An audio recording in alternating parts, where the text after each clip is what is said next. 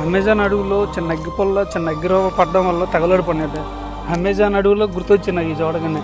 ఎక్కడ చిన్న మంట పెట్టారు తెలియదు కానీ పెద్ద పెద్ద చెట్లు మొత్తం అంతా కాలిపోయినాయి కింద నుంచి. ఏటవుతే తెలియదు కానీ ఇప్పుడైతే మాత్రం జీడి పువ్వు అయితే పోయినట్టే. ఇంకా జీడి పంట వీళ్ళకి ఉండదు, ఇదంతా లాసే. ఇక్కడ వరకు వచ్చినప్పుడు నైట్ అయితే అక్కడ ఆపాం అనమాట చెట్టు దగ్గర. ఎవడో తాగేసి ఇదైతే తగలెట్టాడు.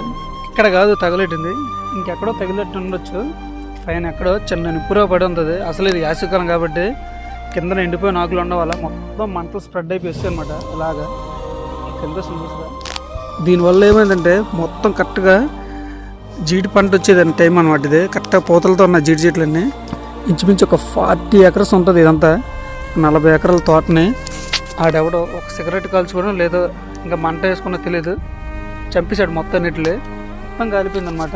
ఇక చూడండి, ఇటుపక్క ఈ దారి ఉంది, ఈ దారి ఉన్న దగ్గర అయితే మిగిలిపోయింది అనమాట. ఇటుపక్క స్ప్రెడ్ అవ్వడానికి అవకాశం లేక ఇలా దారి ఉండడం వల్ల మిగతాదంతా కాలిపోయింది.